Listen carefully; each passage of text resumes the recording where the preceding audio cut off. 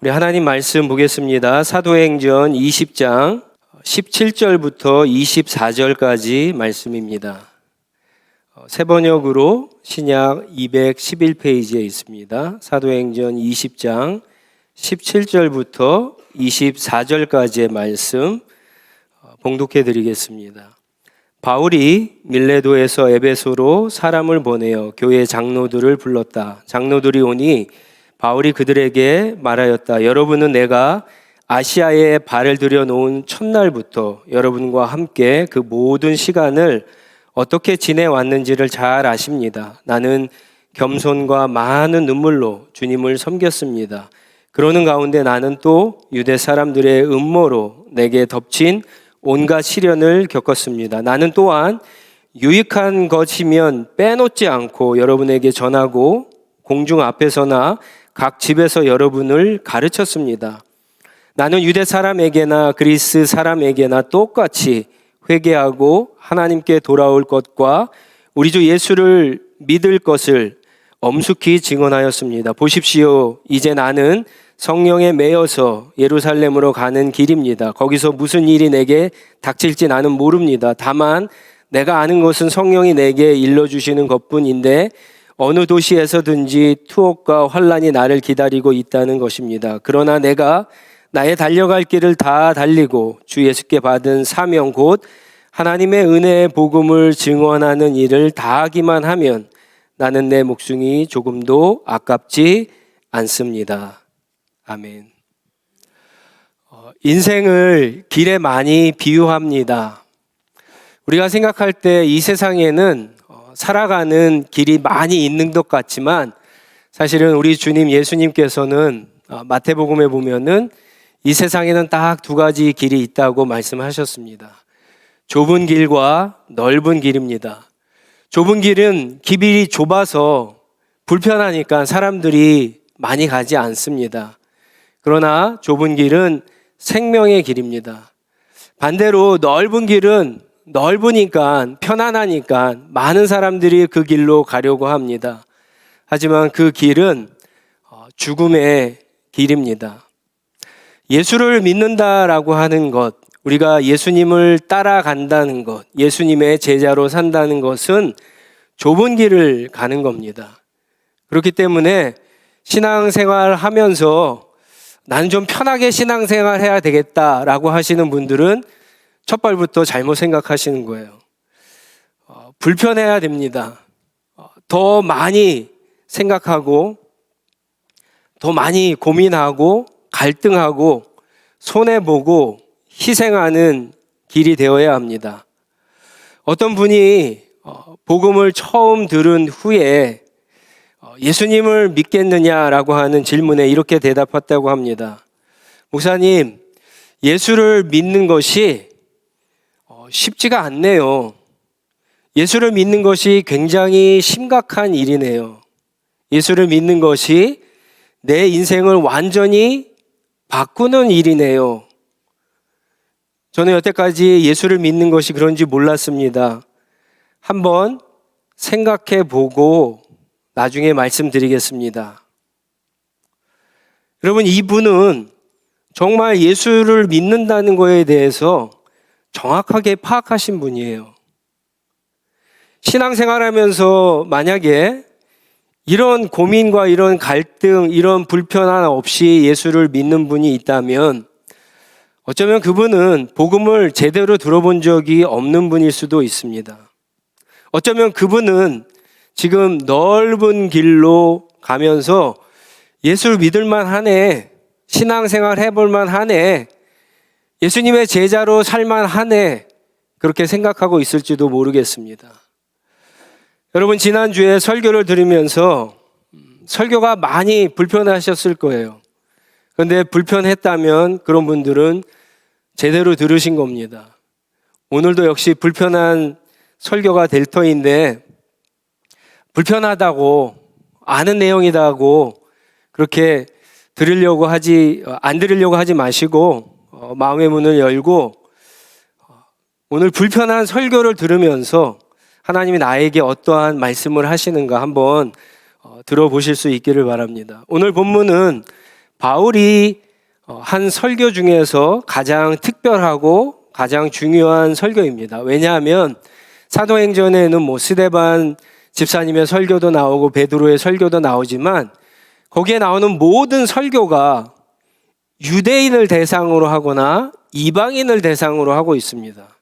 그런데 이 바울의 설교만은 유일하게 그리스도인들을 향한 설교입니다. 특히 우리가 잘 아는 것처럼 여러분이 가지고 있는 그 성경 17절 위에 보면은 바울이 에베소에서 고별 설교를 하다 이렇게 제목이 있죠. 에베소에 있는 장로들에게 한 마지막 설교입니다. 이 설교에는요, 바울이 목회를 하면서 어떠한 철학을 가지고 했는가, 그리고 바울이 수없이 많이 설교하고 수없이 많이 가르쳤는데 왜 그렇게 했는가, 바울이 목회를 하고 가르치고 설교했던 그 목적이 무엇인가를 우리가 분명히 알게 됩니다.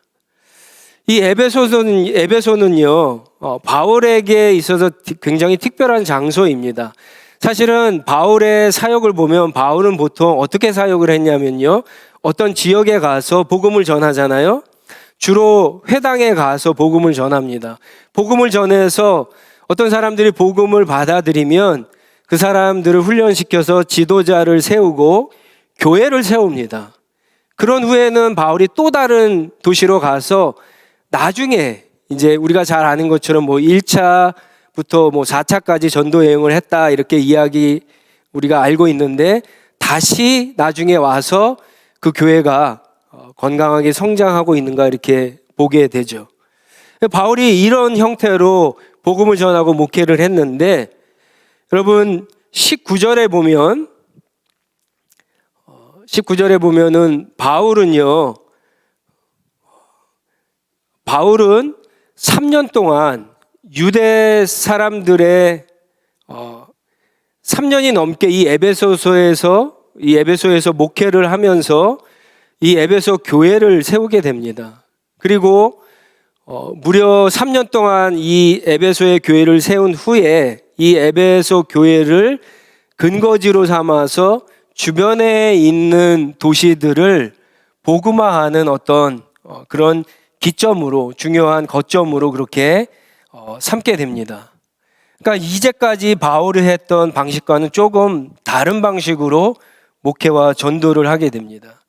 19절에 보면은 3년 동안 바울이 에베소에서 복음을 전하는데, 목회를 하는데 유대 사람들이 굉장히 많이 방해를 했던 것 같습니다. 그래서 많은 음모와 방해 때문에 바울이 많은 눈물을 흘리고 또 겸손함으로 그렇게 목회를 했다라고 밝힙니다. 그리고 20절에 보면은 바울이 유익한 것을 많은 사람들이 모인 공중 앞에서 그리고 각 집에서 빼놓지 않고 다 가르쳤다라고 그렇게 고백을 합니다. 여러분들 성경을 펴시고 19장 8절 9절 말씀으로 한번 가보세요. 사도행전 19장 8절 9절 말씀입니다. 바울은 회당에 들어와서 석 달 동안 하나님의 나라의 일을 강론하고 권면하면서 담대하게 말하였다. 그러나 몇몇 사람은 마음이 완고하게 되어서 믿으려 하지 않고 온 회중 앞에서 이 도를 비난하므로 바울은 그들을 떠나 제자들을 따로 데리고 나아가서 날마다 두란노 학당에서 강론하였다. 바울은요, 공중이 모인 앞에서 3년 동안 그렇게 전도를 하고 목회를 하는데, 회당에서 석 달을 가르쳤고요. 그리고 두란노 서원이라는 곳에서 복음을 받아들인 사람을 2년 동안 계속해서 가르치게 됩니다. 그리고 각 가정에서 가르쳤다라고 하는데, 뭐 에베소 교회 교인들의 가정이겠죠. 18장 26절에 보면은 그 교인들 가운데 지도자격이었던 브리스길라와 아굴라가 나오는데 그 집에서 가르쳤다라고 그렇게 이야기합니다. 자, 그런데 중요한 것은 이제 이겁니다. 바울이 목회를 하면서 복음을 전하면서 설교를 하면서 도대체 왜 그렇게 했느냐라고 하는 거예요. 무슨 목적으로 했느냐라고 하는 겁니다. 그게 이제 20절 말씀에 나오는데 바울이 유익한 것을 가르쳤다라고 하는데 그 유익한 곳은 24절에 내려가 보면요, 뭔지 알 수가 있어요. 그 하나님의 은혜의 복음입니다. 잘 아는 대로 복음을 생명과 진리로 인도하는 그 복음, 하나님의 말씀, 하나님 나라 복음이라고도 할 수 있겠죠. 그것을 가리킵니다. 유대인이나 이방인이나 헬라인이나 차별하지 않고 모두에게 똑같이 가르쳤습니다. 그 이유가 20절에 나오죠. 21절에 나오죠. 그들로 하여금 회개하고 그리고 하나님께 돌이키고 믿게 하기 위해서 그렇게 했다라고 그렇게 이야기합니다. 세 가지 중요한 게 나옵니다. 하나는 회개, 하나는 돌이켰다, 그리고 믿었다. 여러분, 이게 뭔가요? 이게 우리가 지금 이야기하고 있는 회심이죠. 회심.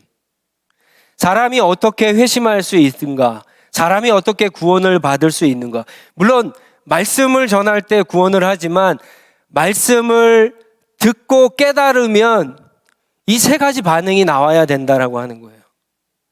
회개와 돌이킴과 믿음이 나와야 된다라고 하는 거예요.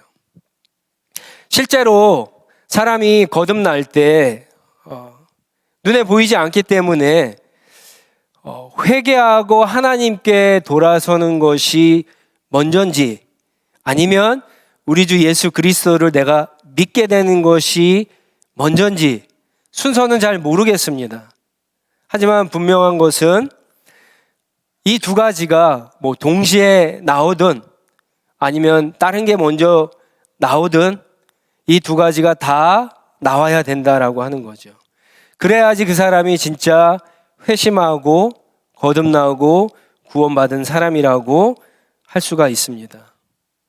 회심했다라고 하는 것은 그래서 이 두 가지가 다 있어야 되는데 믿음과 회개가 있어야 되는데 어떤 사람이 진정으로 회개했다는 거, 하나님의 말씀을 듣고 자기가 죄인인 것을 깨닫고 진짜 회개했다라고 하는 것은 이렇게 생각할 수 있어요. 죄에 대한 감각이 생겼다. 죄에 대한 감각이 생겼다. 이렇게 표현할 수 있어요. 왜 그러냐면은 에베소서 2장 1절에 보면은 예수님을 믿기 전에 복음을 깨닫고 믿기 전에는 다 어떻다 그랬죠? 영적으로 다 죽었다 그랬어요. 그러니까 영적인 감각이 없어요. 하나님의 말씀을 들어도 깨달을 수 없어요. 하나님이 누구신지도 몰라요. 하나님이 어떤 일들을 하셔도 눈치챌 수가 없어요. 특별히 자기가 하나님 앞에서 얼마나 큰 죄를 짓고 있는가, 하나님을 얼마나 무시하고 얼마나 대적하며 살아가고 있는가 전혀 알 수가 없습니다. 근데 어느 날 복음을 들었을 때 그게 깨닫게 되고 믿음이 생기면 회개가 나오는데 그것은 뭐냐? 이 죄에 대한 감각이 생겼다라고 하는 거예요. 그럼 뭡니까? 그 사람이 거듭났다라고 하는 거예요. 그 사람이 구원을 받았다. 그 사람이 회심을 했다라고 이야기할 수 있는 거예요. 물론 거듭나지 않은 사람도 죄에 대해서 어떤 죄책감이나 정죄감을 가질 수 있습니다. 그런데 회심한 사람과 회심하지 않는 사람이 갖는 죄책감이나 정죄감은 좀 다릅니다. 그리고 회심한 사람들, 거듭난 사람들, 구원받은 사람들이 갖는 죄책감은요, 그 죄책감에서 정죄감에서 멈추지 않고 한 걸음 더 나아가서 예수 그리스도의 십자가를 통해서 하나님으로부터 자기가 정말 죄를 용서받았다라고 하는 기쁨을 그 사람이 경험하게 됩니다. 회심한 사람과 회심하지 않는 사람의 차이가 바로 여기에 있는 거예요. 사실 회심하지 않는 사람은요, 하나님에 대해서 일도 신경 쓰지 않죠. 하나님의 용서, 구원, 관심조차 없습니다. 죄를 미워하고 죄를 싫어하고 죄와 싸우는 일 절대로 하지 않습니다. 죄를 지어도 그것을 죄라고 양심이 조금 아리켜줘도요, 시간이 지나면 그것이 다 없어지겠지라고 생각하거나 아니면 그 죄가 너무 자기를 괴롭히면은 자기의 어떤 선행으로 그것을 없애버리거나 덮어버리려고 하는 것이 회심하지 않은 사람들의 모습이에요. 그런다고 죄가 없어지나요? 죄가 없어지지 않아요. 죄라고 하는 것은 재판장이신 하나님 앞에서 너 죄가 없다, 땅땅땅 이렇게 인정을 받아야지만 그 죄가 없어지고 죄책감이 없어지는 거예요. 예를 들어서 제가 어느 날 운전을 하고 가다가 자동차 사고를 냈습니다. 너무 미안해갖고 상대방 차가 다 망가지고 상대방이 조금 다쳤어요. 제가 미안해갖고 변호사를 통해서 돈으로 보상을 했다라고 여러분 쳐보세요. 그런다고 죄가 없어집니까? 그렇게 하면 제 마음이 편할까요? 그게 정말 상대방에게 용서를 받는 올바른 방법일까요? 그렇지 않습니다. 아무리 많이 돈을 줘갖고 그 사람의 차를 새 차로 사주고 그 사람의 어떤 피해를 갖다가 그 돈으로 보상한다고 할지라도 그 사람의 마음이 풀어지지 않으면 용서받은 게 아니에요. 그럼 그 사람이 마음이 풀어지려면 어떻게 해야 돼요? 일단은 사과를 해야죠. 찾아가서 사과를 해야죠. 그리고 그 사람이 정말 무엇을 원하는지, 물론 그 사람 마음에 흡족하게 하지 못하겠지만 그 사람이 원하는 방법대로 내가 사과를 해야지 진정으로 용서가 되고 내 마음도 자유를 경험할 수 있는 거예요. 여러분, 하나님께서 우리가 하나님께 지은 죄에 대해서 하나님의 방식대로 우리가 풀어가야 되는 거예요. 우리가 아무리 선한 일을 하고 아무리 헌금을 많이 하고 아무리 봉사를 많이 하고 아무리 구제를 많이 해도 십자가가 없는 하나님의 방법이 아닌 회개는요, 정죄감에서 벗어날 수가 없는 거예요. 죄책감에서 벗어날 수가 없는 거예요. 진정한 죄 용서의 기쁨을 우리가 경험할 수 없는 겁니다. 그래서 예수 그리스도의 십자가, 이게 우리한테 중요한 거고요. 복음을 이해했다라고 하는 것은, 복음을 진짜 깨달았다라고 하는 것은 이것으로만 우리가 하나님께 용서를 받을 수 있고 구원을 받을 수 있다라고 하는 것을 깨달은 거예요. 그래서 그것을 믿어야지만 십자가의 대속의 은혜와 부활의 그 능력이 우리께 되는 거예요. 하나님이 복음 안에 그런 장치를 하셨어요. 그래서 우리를 이거를 믿어야지만 진정한 회개와 죄 용서와 구원을 받게 되는 겁니다. 여러분, 죄는 근본적으로 하나님께 지은 거예요. 도덕적인 죄, 윤리적인 죄, 이런 죄들은요, 나중 문제예요. 죄는 온 세상의 주인이신 하나님을 오랫동안 무시하고 거절하고 불순종하고 그분의 다스림을 받지 않고 그분을 대적했던, 그게 바로 진짜 죄의 모습이에요.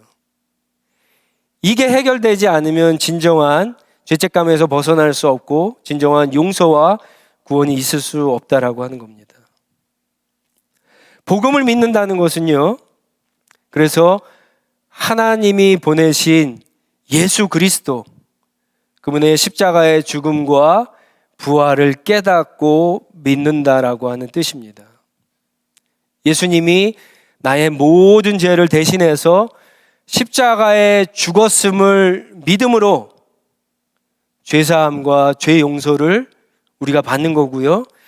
예수 그리스도께서 죽으시고 부활하셨다는 사실을 믿음으로 우리가 영원한 생명을 얻고 주님의 자녀가 되어서 이게 주님과 동행하며 살 수 있다라고 하는 것을 믿고 누리는 게 바로 이 복음 안에 들어있는 겁니다. 이런 회개와 믿음을 통해서 하나님께 돌아선 모습들이 사실은 나타나야 되는 거예요. 여러분, 사도행전 26장으로 한번 가보세요. 사도행전 26장에 보면은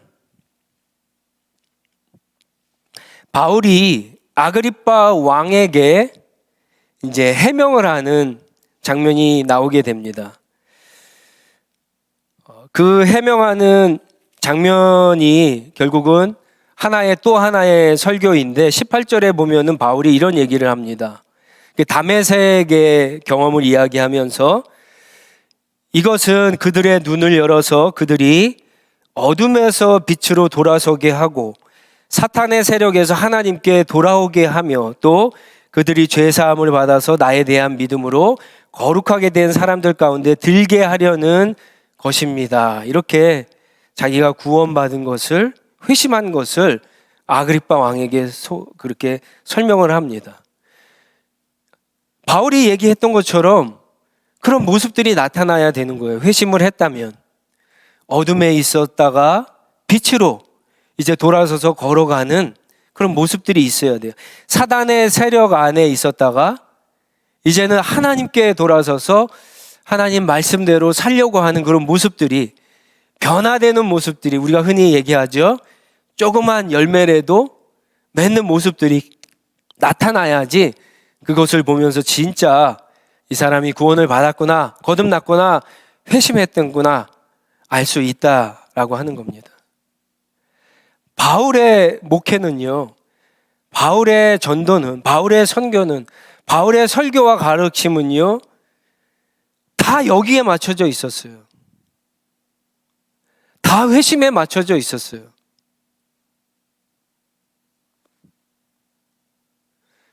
여러분, 그렇다면 우리가 이 질문을 한번 던져봐야 돼요. 바울이 지금 얘기하는 이 성경적인 회심이 여러분 정말 경험하셨습니까? 여러분 지금 경험하고 계시나요? 아니면 여러분 신앙생활 하면서 주변에서 지금 우리가 보고 있는 이런 회심을 여러분들 주변 사람들에서 보고 계시나요? 경험하고 있나요? 제가 잠깐 시간을 드릴 테니까 한번 묵상해 보세요. 나는 이런 회심을 했는가? 나는 정말 죄에서 돌아서서 하나님 앞으로 점점 나아가고 있는 그런 모습들, 열매들이 나타나고 있는가? 나는 최근에 주변에 이런 회심을 하는 사람들을 본 적이 있는가? 한번 생각해 보세요. 저도 설교를 준비하면서 한번 생각해 봤어요. 여러분 정말 부끄러운 얘기지만 제가 25년 목회를 하면서 이런 회심은 많이 본 적이 없습니다. 물론 저는 경험을 했어요. 그러니까 여러분에게 설교하고 복음을 전하고 있겠죠. 그러나 제가 목회를 하면서 제 주변에 이런 회심을, 이렇게 분명한 회심의 역사들을 본 경험이 별로 없습니다. 아마 여러분들도 저와 비슷할 거예요. 여러분 궁금하지 않으세요? 왜 그럴까요? 분명히 성경은 복음을 전하면 그 복음을 깨닫고 믿고 사람들이 죄에서 돌이키고 그리스도를 믿고 의지하는 그런 믿음으로 하나님 앞에 돌아와야 되는데, 구원을 받아야 되는데, 회심의 역사들이 나타나야 되는데 왜 오늘날 그런 일들이 일어나지 않을까요? 우리는 다 기대하잖아요. 여러분 기대하지 않습니까? 왜 그런 게 나타나지 않죠?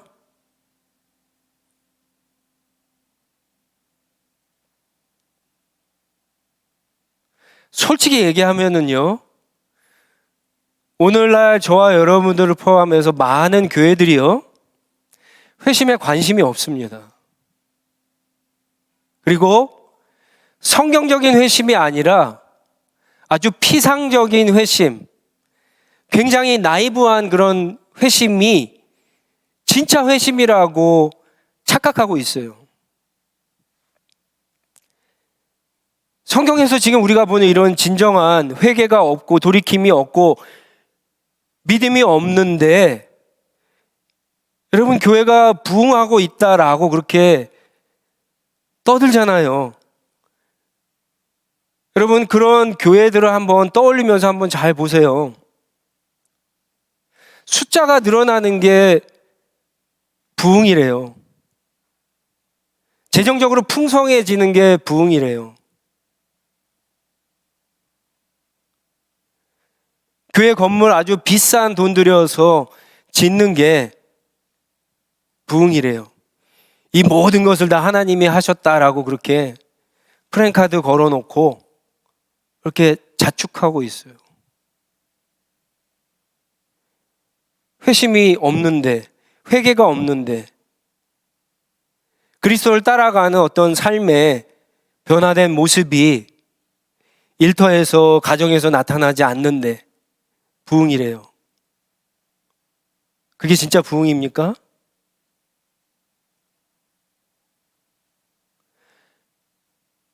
오늘날 교회는요, 회심에 관심이 없어요.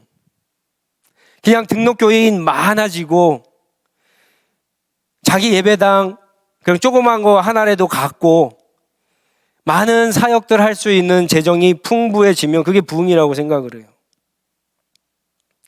그러니까 교회의 관심이 목회의 목표가 엉뚱한 것에 가 있는 경우가 많이 있습니다. 교회 관심이 뭐냐? 1년에 얼마나 새가족이 등록을 하는가? 그건 관심이 많잖아요. 그래서 새가족 등록률을 목사들이 계산을 하잖아요. 1년에 몇 명이 등록했다. 그렇죠? 조금 나은 교회는 어떤지 아세요? 정착률을 봐요. 많이 등록해도 또 많이 또 다른 교회로 옮기기도 하고 나오지 못하는 여러 가지 이유들이 있잖아요. 그래서 몇 년이 지났는데도 등록한 교인에 비해서 전체 교인이 늘지 않으니까 이제 등록률보다 정착률이 중요해. 그래서 어떻게 하면 새가족을 정착시키는가 고민하고 목회의 방향을 거기에 맞추고 정착률을 계산하기 시작해요. 이 조금 난 교회예요. 여러분 성경에 그런 내용은 없어요. 바울은, 예수님의 제자들은 그렇게 목회하지 않았습니다. 성경에서는요, 회심률을 봐요. 회심률. 얼마나 많은 사람들이 교회에 나와서 하나님의 말씀으로 사람들의 목향, 모계를 통해서 얼마나 회심을 했는가, 얼마나 구원을 받았는가, 예수 그리스도의 제자가 되었는가. 여러분 그걸 봐야 되잖아요. 물론 복음을 전해서 사람들을 데리고 와야 되죠. 교회가 그 전 단계도 당연히 해야 됩니다. 주변에 있는 사람들, 아직 믿지 않은 사람들 전도해야죠. 복음을 전해서 어쨌건 데리고 와야 돼요. 그리고 그 사람들이 교회를 떠나지 않도록 그 사람들을 잘 돌봐야 돼요. 맞아요. 이게 목회 맞습니다. 근데 거기서만 끝나면 안 된다라고 하는 거예요. 더 중요한 것은요, 그 사람들이 빨리 구원을 받을 수 있도록, 회심할 수 있도록 더 많은 부분의 교회 역량이 거기에 맞춰 있어야 된다라고 하는 거예요. 여러분 한번 잘 생각해 보세요. 여러분들이 이제까지 신앙생활했던, 어렸을 적부터 신앙생활을 했던 분들은 하늘시학교회가 처음이 아닐 거예요. 그런 교회들을 한번 잘 생각해 보세요. 그런 교회가 어떤 방향으로 가고 있었던 교회였는가 한번 생각을 해보세요. 아마 거의 대부분이 제가 말했던 두 가지에 맞춰져 있는 교회였을 거예요.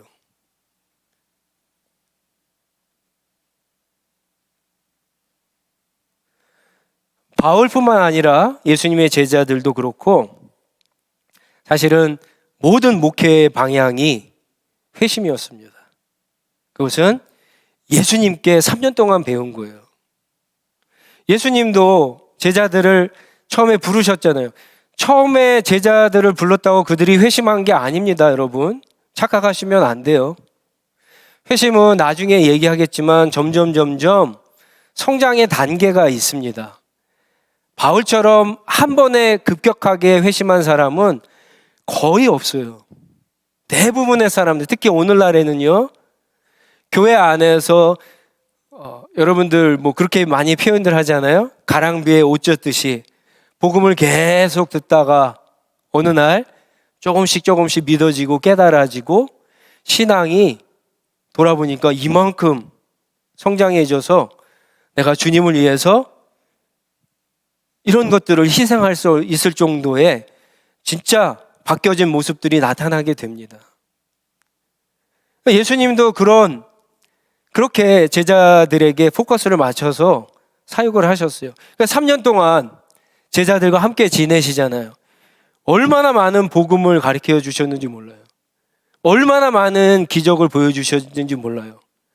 그래도 그들이 3년이 넘게 걸립니다. 나중에는 결국 복음의 핵심, 예수 그리스도의 십자가 그리고 부활을 경험한 후에, 그렇죠? 제가 생각하는 것으로는 이들이 결국 그 무렵에 회심하게 됩니다. 우리 도마의 이야기도 봤지만, 그래서 예루살렘 교회가 여러분 탄생한 거 아닙니까? 복음을 전하면 사람들이 회심하고요. 회심한 사람들이 모인 곳이 여러분 교회예요. 복음을 전하지도 않았는데 사람들이 모이고, 이건 회심이 아니에요.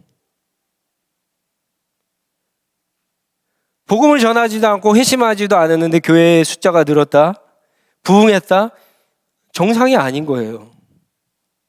어떤 목사님이 그런 표현을 했는데, 하나님께서 이쪽 호주머니에 있던 교인들을 꺼내서 이쪽 호주머니로 넣은 게 여러분 바로 이런 것들이에요. 제가 다 말씀드리지는 않겠지만 여러분 교회에 나오는 등록하는 사람들 한번 보세요. 물론 이사 때문에 여러 가지 피치 못할 사정 가운데 교회를 등록하는 분들이 계세요. 그러나 등록하는 사람들의 퍼센테이지를 보면은 아마 5% 미만일 거예요. 예수님을 믿지 않는 사람이 등록하는 경우, 그것도 우리 교인이 전도를 해서 오는 경우도 그 중에 절반이 있지만, 저희 교회처럼 이렇게 로케이션이 좋아서 오고 가다가 들어오는 경우는 또 어느 정도 포션을 차지합니다.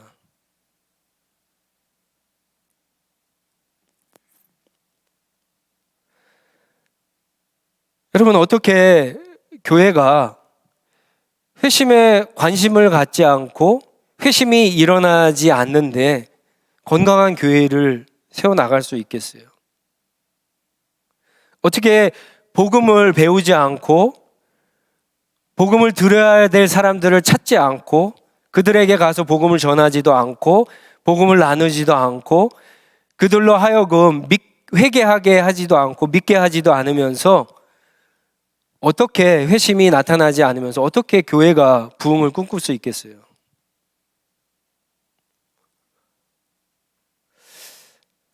저는 더 무서운 게 그 다음이라고 봐요. 너무 죄송한 얘기지만 목사님들이랑 이렇게 이야기하다 보면은 진담반 농담반으로 그렇게 얘기하시는 목사님들이 계세요. 목회를 해보니까 복음으로도 바뀌지 않는 사람들이 있다. 목사님들이 그런 얘기를 하신다니까요. 아마 여러분들 가운데 그렇게 생각하시는 분들이 없지 않아 있을 거예요. 진짜 무서운 생각이죠. 복음으로도 사람이 변하지 않는다. 그러니까 사실은 전하지 않는 거죠. 복음을 전하지 않는 이유가 어쩌면 그거인지도 모르죠. 은연중에 나는 그것을 믿지 않기 때문에 복음을 알려고도 하지 않고 배우려고도 하지 않고 그것을 사람들에게 전하려고 하지도 않고 회심에 관심도 없고 교회가 그냥 사람들 많이 모이고 재정적으로 어렵지 않고 평안하고 재미있게 지내면 좋은 게 좋은 거지라고 생각하는 그런 생각들. 그게 정말 무서운 거죠.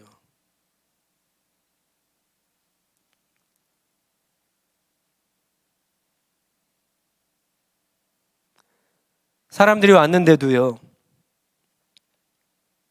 그 사람들의 회심을 점검하고 회심하지 않았다면 그들의 신앙 성장이나 회심을 위해서 기도하고 힘쓰고 돌보지 않으면 결국 저희 교회에 오신 분들은 종교인을 계속 만드는 거예요. 예수님의 제자를 만드는 것이 아니라 종교인을 만드는 거예요.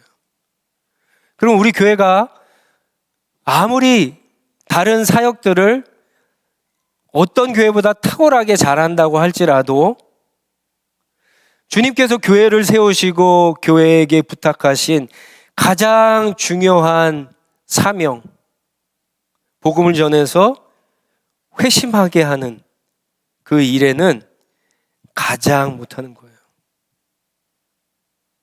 하나님은 나중에 우리에게 그것을 물어보실 거예요. 여러분, 우리의 모든 사역들은 우리 신앙생활에 어떻게 보면 중심은요, 회심 중심이 되어야 합니다. 여러분들 가운데 아직 회심하지 않은 분들은 빨리 회심하기를 힘쓰셔야 돼요. 자꾸만 복음을 접하셔야 돼요. 성경을 펴서 읽고 묵상하고 질문하고 오늘날 유튜브도 좋잖아요. 물론 나쁜 거 보시면 안 되겠지만 좋은 자료들이 많이 있습니다. 자꾸 들으셔야 돼요.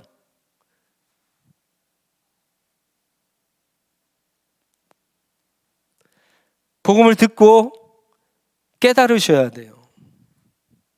깨닫지 못하면 절대 믿을 수가 없습니다. 깨닫게 하시는 분은 성령께서 하시는 거예요. 성경은 우리가 읽지만, 성경은 우리가 듣지만 깨닫게 하시는 것은 성령께서 하시는 거예요. 그래서 기도 사역도 굉장히 중요합니다. 자기의 지혜로 성경을 어떻게든지 해석해보고 이해하려고 노력하면요, 못해요. 그건 성령께서 하시는 일, 우리가 하는 일이 아니라 성령께서 하시는 일이에요. 정말 회심하기를 원하시는 분이 계시다면 그분들이 해야 될 것은 성경을 읽는 거예요. 복음을 자꾸만 읽는 거예요. 듣는 거예요. 그러면서 성령께서 깨닫게 해달라고 기도하셔야 돼요. 그러면 어느 순간 하나님의 말씀이 조금씩 깨달아지고 믿어지게 되는 그런 성령의 역사가 여러분 나타나게 되는 겁니다. 우리 하나시학교회가 무엇보다도 회심 중심의 교회가 되기를 바랍니다. 이렇게 주일날 한번 설교 듣는 거로 만족하지 마시고 여러분 제자 훈련 사인업 하시고 제자 훈련을 받으셔야 돼요. 제자 훈련만큼 복음에 대해서 소수가 깊게 이야기하고 토론하고 함께 공부할 수 있는 시간이 없어요. 성경 공부보다 사실은 더 좋아요. 여러분 가운데 정말 복음에 대해서 공부하시는 분들 저한테 얘기하셔도 되고요. 제자 훈련 우리 이금이들이 계시거든요. 그런 분들이랑 연결해 갖고 하시면 돼요. 공부도 잘하기 위해서 여러분 한 번 보고 100점 맞는 사람이 어디 있어요? 계속 보잖아요. 반복해서. 자기가 깨닫고 이해하기 때까지 이해해야지 쓰잖아요. 성경도 여러분 그렇게 복음도 그렇게 공부하시는 거예요. 이해할 때까지 깨달을 때까지 계속 반복해서 보셔야 돼요. 그게 깨달은 순간에 그게 믿어지게 되는 거예요.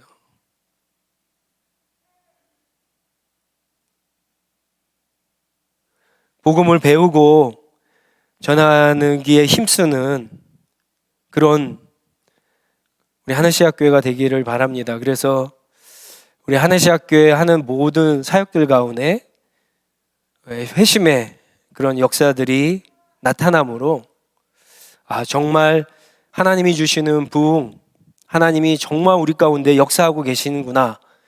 그것을 우리도 알고 교회 바깥에 있는 사람들도 알게 되는 그런 놀라운 역사가 나타나기를 간절히 주님의 이름으로 축원합니다.